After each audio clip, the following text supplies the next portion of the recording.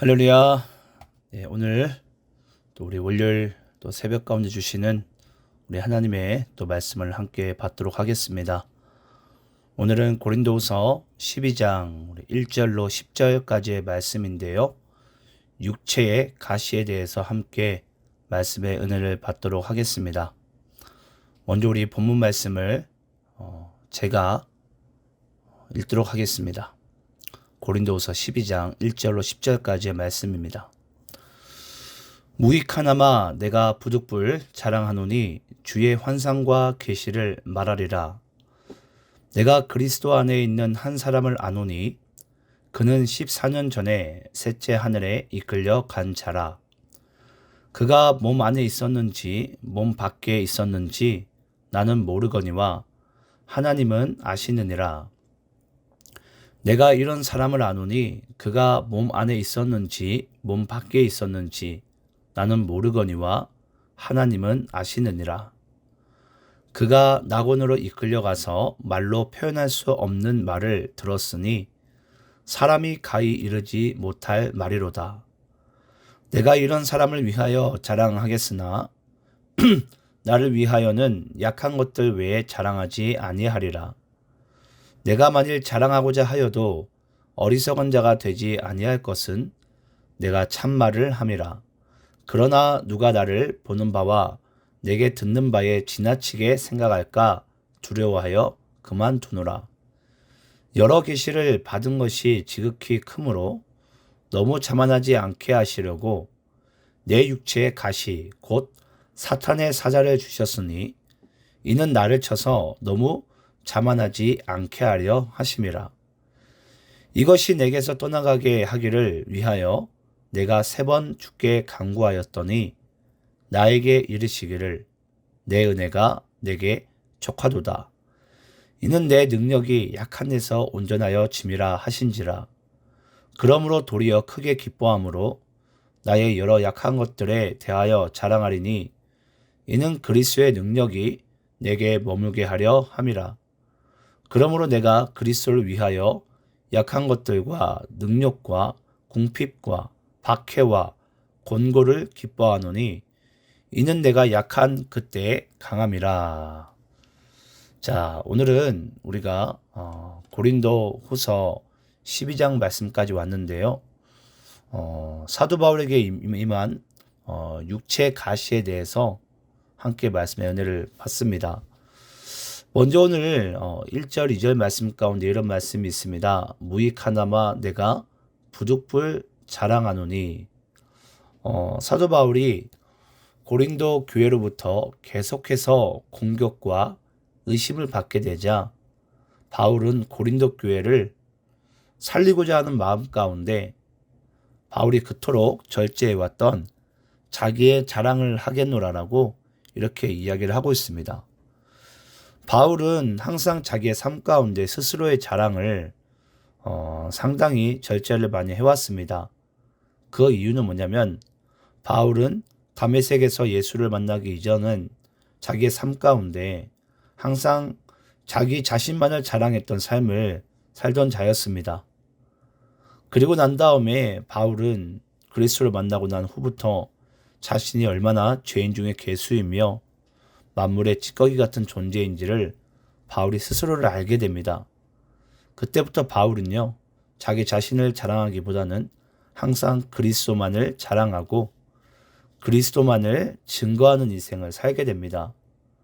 그래서 바울은 자기를 드러내고 자기를 자랑하는 것으로부터 항상 큰 절제를 이제 해왔었는데요. 오늘 이제 어쩔 수 없이 고린도 교회를 살리는 마음 가운데 계속 바울의 어떤 연약한 부분을 공격을 받자 바울은 스스로를 고린도 교회를 향해서 위하여 또 자랑할 수밖에 없었습니다. 그래서 이제 자기의 이제 14년 전에 있었던 이야기를 하게 되는데요. 고린도후서 말씀은 AD 56년에서 57년 사이에 기록되었다고 자료에 나옵니다. 그러면 이제 14년 전에 셋째 하늘에 이끌려간 자라 14년 전에는 AD 42년에서 43년 경인데요. 그때 사도 바울은 안디옥 교회에 머물러 있을 때입니다. 그래서 이 안디옥 교회에서 사도 바울이 성령에 이끌려서 이 보통 우리가 흔히 얘기하기를 삼층천이라 그러죠. 그래서 셋째 하늘에 이끌려 가서 그 하나님이 계신 곳에서 놀라운 경험을 이제 하게 됩니다. 그래서 그 이야기를 사도 바울이 보니까 2절 말씀 앞부분에 내가 그리스도 안에 있는 한 사람을 아노니, 또 자신이라고 또 이야기를 하지 않아요. 하지만 자기 이야기를 하고 있는 거죠. 그만큼 자기를 드러내는 것에 있어서 사도 바울이 얼마나 절제를 하고 싶은지를 우리가 이제 이것을 통해 알 수가 있습니다. 어찌됐건 사도 바울은요, 14년 전에 정말 말할 수 없는 그 신비로운 일들을 자기가 이제 고백하려고 이 고린도 교회로부터 이야기를 하기를 시작합니다. 자, 그러면서 3절 말씀에 이런 말씀이 나옵니다. 내가 이런 사람을 아노니 그가 몸 안에 있었는지 몸 밖에 있었는지 나는 모르거니와 하나님은 아시느니라. 이 가로 안에 나와 있는 이 말씀이요, 2절에도 등장하고 3절에도 등장합니다. 그래서 얼마나 사도 바울이 14년 전에 안디옥 교회에서 그 성령에 이끌려서 3층 천에 갔던 그 신비로운 일이 얼마나 황홀했는지, 내가 몸 밖에 있었는지 몸 안에 있었는지를 분별하기 힘들 정도로 놀라운 일이 있었던 것 같습니다. 어찌 보면 우리는 이런 부분들을 상당히 부러워할 수도 있고 그러기도 한데요. 중요한 것은 이런 체험만이 무조건 우리가 진리다, 무조건 체험이 된다, 이런 부분은 아닙니다. 그래서 어찌됐건 하나님께서는 그때 당시에 사도 바울에게 허락하길 원하시는 그런 성령의 체험을 주께서는 바울에게 임하신 것 같습니다. 그래서 우리가 보통 이제 꿈을 꿀 때 이게 꿈인지 생신지 모르겠다. 예. 너무도 놀라운 우리가 꿈을 꾸게 되면 이제 그런 고백을 할 때가 있습니다. 그러니까 바울에게도 그런 이제 놀라운 체험이 있었던 것 같습니다. 자, 그러면서 4절부터 6절까지의 말씀을 제가 또 한번 읽어보겠습니다. 그가 낙원으로 이끌려가서 말로 표현할 수 없는 말을 들었으니 사람이 가히 이르지 못할 말이로다. 내가 이런 사람을 위하여 자랑하겠으나 나를 위하여는 약한 것들 외에 자랑하지 아니하리라. 내가 만일 자랑하고자 하여도 어리석은 자가 되지 아니할 것은 내가 참말을 함이라. 그러나 누가 나를 보는 바와 내게 듣는 바에 지나치게 생각할까 두려워하여 그만두노라. 여러분, 사도 바울은 이제 아주 놀라운 이제 신비적인 체험을 하게 되는데요. 우리가 이 사실을 알아야 됩니다. 교회는요, 신비주의는 아니지만 교회는 반드시 신비적인 일들이 일어날 수밖에 없는 곳입니다. 하지만 그런 신비적인 일들이 무조건 절대성을 가질 수는 없습니다. 그것이 무슨 뜻이냐면 하나님은 시대에 따라서, 상황에 따라서, 사람에 따라서 하나님께서는 다양하게 역사하시는 분이십니다. 간혹 하나님은 같은 사람에게도요, 이전에는 이렇게 역사하셨지만 오늘은 또 저렇게 역사하실 수도 있습니다. 가령 우리가 예를 들자면, 우리가 보통 이제 미술을 잘 모르는 이제 미취학 학생 이제 아이들이나 이제 막 초등학교를 들어간 아이들이 이제 산이라는 것을 그리게 되면요, 연필로 밑그림을 뾰족하게 삼각형을 그립니다. 그리고 거기에다가 이제 초록색을 진하게 팍 칠해요. 이제 아이들이 보기에는 그게 이제 산입니다. 그러면 선생님들도 아우 이제 잘했다고 이제 박수를 쳐주고 칭찬을 합니다. 근데 그런 아이가요, 만약에 고등학교를 가고 또 대학을 가서 만약에 미술 전공을 한다고 치면 산을 그리되 아마 수십 가지의 색깔로서 그 산을 표현을 할 것입니다. 영적인 것이 이와 같습니다. 영적인 것은요, 신비적인 일들이 우리의 삶 가운데 일어나게 될 때에 그것이 단면적이지 않고 단선적이지 않습니다. 하나님께서는 시대에 따라, 상황에 따라, 사람에 따라 아주 다양하게 역사하십니다. 같은 사람일지라도 시대에 따라, 상황에 따라 또 이렇게 저렇게 역사하실 수도 있습니다. 그만큼 하나님의 영적인 부분은 다양하다는 사실입니다. 그래서 오늘 사도 바울이 이야기하고 싶은 부분이 그거예요. 내가 너희들에게 14년 전에 있었던 이야기들을, 신비스러운 이야기들을 해주고 싶지만 이것이 너희들이 절대 단면적으로 내 체험을 듣지 말라. 하나님의 그 영적인 다양성 안에서 우리가 잘 들어주기를 바란다라는 마음 가운데 4절부터 6절까지 이야기를 하고 있습니다. 자, 그러면 이제 사도 바울이 자기가 14년 전에 체험했던 이야기를 한번 하는지에 대해서 7절 말씀을 제가 읽어보겠습니다. 여러 계시를 받은 것이 지극히 크므로 너무 자만하지 않게 하시려고 내 육체의 가시 곧 사탄의 사자를 주셨으니 이는 나를 쳐서 너무 자만하지 않게 하려 하심이라.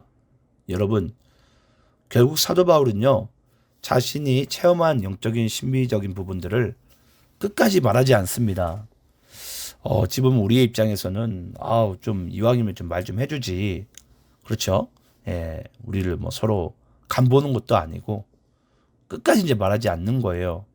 근데 저는 이 또한 저는 하나님의 은혜라고 생각을 합니다. 만약에 신비적인 체험이 이러한 거다라고 만약에 사도 바울을 통해서 하나님께서 우리에게 딱 뭔가 보여주셨다면 우리가 그런 신비적인 체험들이 하나의 우상시가 될 수 있습니다. 근데 아까도 말씀드렸지만 하나님의 신비적인 일들은 여러 다양하게 역사되어진다라는 것을 하나님께서 우리에게 말씀해 주기 위해서 사도 바울을 통해서 이렇게 숨기신 것 같습니다. 자, 그러면서 오늘 7절 말씀 가운데 보니까 여러 계시를 받은 것이 지극히 크므로 너무 자만하지 않게 하시려고 지금 하나님께서는 사도 바울에게 육체의 가시를 주셨다라는 것입니다. 자, 그런데 그 육체의 가시가요, 보니까 사탄의 사자를 통해서 주셨대요. 야, 사탄의 사자를 통해서 하나님께서 나에게 육체의 가시를 줄 수 있을까? 라고 우리가 궁금할 수 있는데요. 여기서 우리가 한 가지 알아야 됩니다. 여러분, 사탄도요, 하나님의 주권 안에 있습니다. 한마디로 하나님의 허락이 떨어져야지 사탄도 움직일 수가 있는 거예요. 결국은 지금 사도 바울에게 임한 육체의 가시는 하나님께서 사탄의 사자를 통해서 지금 사도 바울에게 육체의 가시를 이제 주게 된 것인데요. 우리 이제 이걸 그냥 육체의 가시가 있다 없다, 도대체 육체의 가시가 뭐였냐? 많은 신학자들은 사도 바울이 이제 점차 이제 시력이 떨어짐으로 인해서 이 안질에 대한 부분 가운데 있어서 사도 바울이 육체의 가시를 받지 않았냐라고 대부분들은 이야기를 합니다. 물론 그럴 수도 있습니다. 일단 성경에 정확하게 뭐다라고 이제 명시되어져 있지 않기 때문에 제가 뭐라고 말씀드릴 수는 없지만 어찌됐건 하나님께서는 사탄의 사자를 통해서 바울에게 육체의 가시를 주셨습니다. 근데 그 이유가 보니까 너무 자만하지 않게 하려 하심이라. 여러분, 참 우리가 상당히 이해하기 힘든 부분이죠. 네. 하나님께서 왜 악한 영을 사용하셔서 우리에게 육체의 가시를 주셨는지, 그건 우리 각 사람들마다 여러분들에게 뭐 가난이 될 수도 있고요, 육체 질병이 될 수도 있고요, 암병이 될 수도 있고요, 또는 내 육체적인 어떤 장애를 또 줄 수도 있습니다. 이제 그런 부분들이 하나님께서 여기 7절에 등장한 바울의 고백처럼 이는 나를 쳐서 너무 자만하지 않게 하려 하심이라. 이 말씀을 지금 우리에게도 바울에게도 주셨다라는 거예요. 자, 그러면 바울은 과연 육체의 가시를 순수히 받아들였을까? 그렇지 않았던 것 같습니다. 8절 말씀에 이런 말씀이 나옵니다. 이것이 내게서 떠나가게 하기 위하여 내가 3번 주께 간구하였더니, 바울도요, 자기에게 임한 육체의 가시를 떠나가게 해달라고 하나님께 3번 간곡히 간구했다라는 거예요. 여기서 3번 주께 간구했다라는 것은 하나님께 간절히 매달렸다는 것입니다. 뭐 하기 위해서? 육체의 가시가 내게서 떠나가게 해달라고. 아마 성도님들 중에서는 그런 분들 계실 거예요. 지금 내 가난이, 내 고통이, 내 신음이, 또는 아마 여러분들의 삶 가운데 있어서 어떤 문제가, 또는 어떤 질병이, 또는 암병이, 또 내 육체의 장애가 하나님 떠나가게 해주세요. 치유해 주세요. 라고 우리가 간절하게 하나님께 기도하시는 분들이 있을 것입니다. 근데 우리가 반드시 잊지 말아야 될 것은요. 하나님은요. 사도 바울의 기도도 받지 않으셨어요. 바울도요. 자기의 육체 가시가 떠나가게 해달라고 하나님께 완전하게 기도를 했다는 것입니다. 3번을 주께 간구했으니까. 예. 3이라는 이 완전수 가운데 하나님께 완전하게 하나님 내 육체의 가시를 떠나가게 해주세요. 치유해 주세요. 만져주세요. 라고 그렇게 기도했다는 것입니다. 근데 여러분 우리는 그런 것 같아요. 만약에 그 고통과 신음이 질병이 암병이 육체의 가시가 만약에 하나님으로부터 그것이 왔다면요. 우리는 단지 그것이 떠나게 해달라고 하는 것이 주의 뜻이라고 말하기에는 힘듭니다. 그러면 하나님께서도 아마 바울의 기도를 들어주시지 않았을까요? 그런데요. 사도 바울이 그렇게 기도한 것이요. 결국은 육체의 가시를 하나님께서 그대로 방치해 두셨어요. 아마 예수 믿는 사람들의 가장 이해하기 힘든 부분일 것입니다. 왜 하나님께서 나의 삶 가운데 지금 나의 고통과 신음 가운데 나를 그냥 내버려 두실까? 왜 해결해 주시지 않을까? 나의 가난을 왜 내버려 두실까? 내 육체적인 질병을 왜 그냥 방치하실까? 우린 때론 그걸 하나님을 원망하고요. 우리가 감히 피조물이 창조주에게 우리가 막 대항할 때가 있습니다. 근데 여러분 과연 하나님께서는 바울의 기도를 안 들어주셨을까요? 응답하지 않았을까요? 우리 9절 말씀 한번 볼까요? 9절 말씀 제가 읽겠습니다. 나에게 이르시기를 내 은혜가 내게 족하도다. 이는 내 능력이 약한 데서 온전하여 짐이라 하신지라. 그러므로 도리어 크게 기뻐함으로 나의 여러 약한 것들에 대하여 자랑하리니 이는 그리스도의 능력이 내게 머물게 하려 함이라. 9절에 보니까요. 나에게 이르시기를 바울의 기도를 하나님께서 응답해 주셨습니다. 근데 어떤 응답이 왔냐면요. 내 은혜가 내게 족하도다. 사도 바울은 하나님께 하나님 내 육체의 가시를 다시 가져가세요. 치유해 주세요. 라고 그렇게 기도를 했는데 하나님의 응답은 전혀 다르게 옵니다. 내 은혜가 내게 족하도다. 지금 바울에게 임한 육체의 가시가 그대로 머무는 것이 하나님의 은혜라는 것입니다. 족한 은혜라는 것입니다. 정말 우리가 이해하기, 납득하기 힘든 응답이 떨어졌어요. 그러면서 하나님께서 또 덧붙여서 말씀하십니다. 이는 내 능력이 약한 데서 온전하여 짐이라 하신지라. 한마디로 우리가 육체가 연약할 때에 그것이 도리어 우리에게 온전하다라는 것입니다. 왜냐? 우리가 약한 그때 우리는 하나님을 의지하게 되거든요. 피조물이 가장 온전한 모습은요. 창조주 하나님을 온전히 의지하고 바라볼 때입니다. 그게 바로 온전할 때예요. 그래서 하나님께서는 바울에게 은혜를 주셨는데 그 은혜가 육체의 가시였고요. 그게 족한 은혜였어요. 왜냐? 그 육체의 가시를 통해서 사도 바울은 약한 그때에 하나님을 온전히 바라볼 수 있는 온전함을 이룰 수가 있거든요. 그러면서 또 9절 말씀의 끝부분에 이렇게 마무리하게 됩니다. 이는 그리스도의 능력이 내게 머물게 하려 함이라. 그 사도 바울의 육체의 가시로 인해서 연약하게 될 때에 하나님을 온전히 의지하고 바라보게 될 때에 그제서야 하나님의 능력이 이 사도 바울에게 머물게 된다는 것입니다. 여러분, 우리는 단지 육체의 가시하면 무조건 안 좋게만 보는데요. 그 육체의 가시가 내게 있는 것만으로도 어찌 보면 우리에게 은혜가 족한 것이며 온전한 것이며 하나님의 능력이 머물게 하는 것입니다. 우리가 잘 아시겠지만 이스라엘 백성들이요. 광야에서 그렇게 하나님께 축복을 받을 때는요. 하나님을 막 찬양할 것만 같아요. 하지만 그들이 하나님을 찬양하지 않더라고요. 근데 도리어 이스라엘이 하나님을 찬양하고 간절히 의지할 때가 언제냐면 하나님께서 잠시 이스라엘을 치시려는 막대기로 사용하는 옆에 있는 나라들을 뭐 암몬이나 세일이나 또는 아말렉이나 바벨론이나 이런 나라들을 사용하실 때 도리어 이스라엘은 그 약한 그때에 하나님을 간절히 의지하는 거예요. 여러분, 그게 우리에게 육체의 가시와 같은 것입니다. 우리가 하나님을 끝까지 온전히 의지하게 하시고 바라보게 하게 하시는 것. 그게 여러분 예수 믿는 우리에게 진정한 축복이지 않을까요? 그러면서 9절 끝부분에 이런 말씀이 나옵니다. 그리스도의 능력이 내게 머물게 하려 함이라. 여러분 여기서 머물다라는 이 단어가요. 이게 원어를 직역을 하게 되면 무슨 뜻이냐면 장막을 치다라는 뜻을 가지고 있습니다.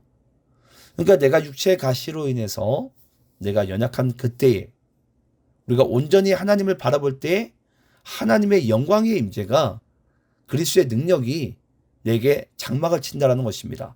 그 하나님의 영광의 엄청난 임재가 그리스도의 능력이 완전히 나의 영혼 가운데 장막을 친다라는 것입니다. 여러분 정말 그것이 하나님께로 얻을 수 있는 가장 놀라운 축복이지 않을까요? 네.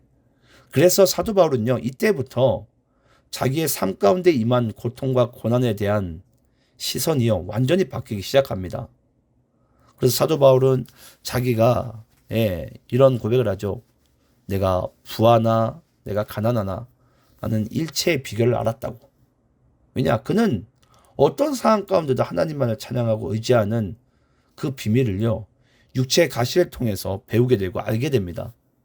그러니까 자기에게 임한 고통과 고난을요. 그걸 단면적으로 보는 것이 아니라 하나님의 영광의 임재로 보는 거예요. 장막을 치는 걸로 보는 거예요. 아, 이것이 진정한 나에게 그리스도의 능력이 머무는 순간이구나. 전 여러분들이요.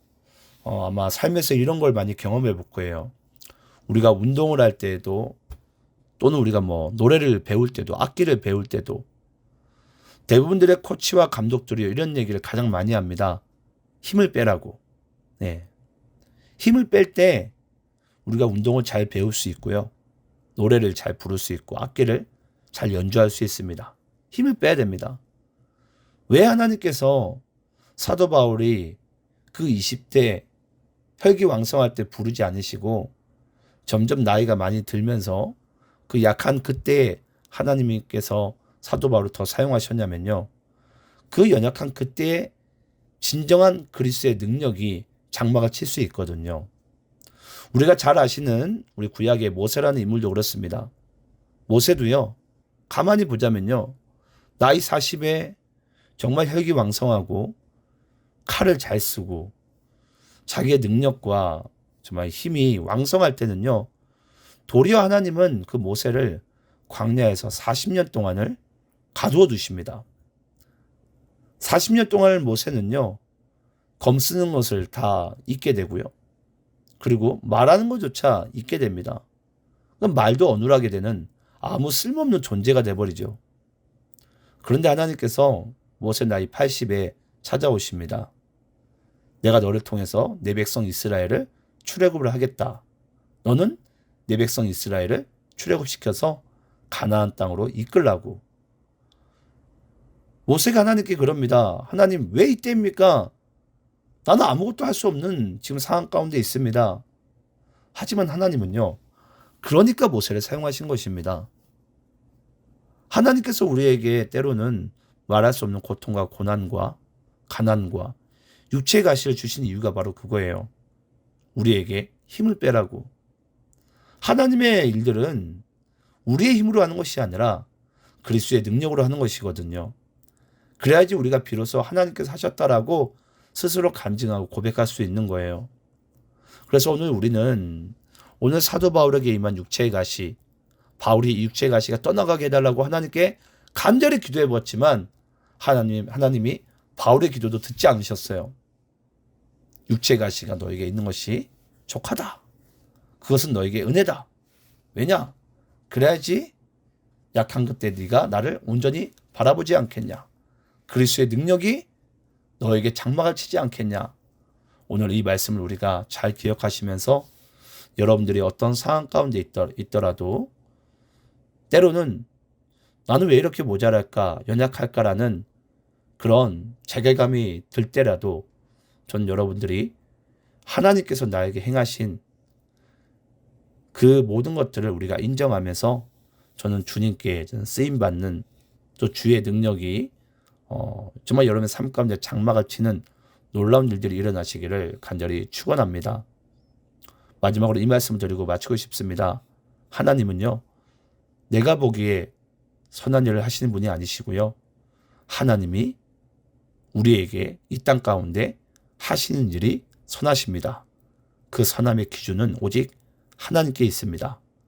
그래서 우리가 간혹 내가 생각하고 나의 기준 가운데 선함의 선을 긋는 것이 아니라 하나님이 하시는 일을 하나님이 곧 선하신 분이심을 인정하면서 내가 어떤 상황 가운데라도 주의 영광을 위해서 끝까지 승리하는 삶을 살아가시기를 간절히 축원합니다.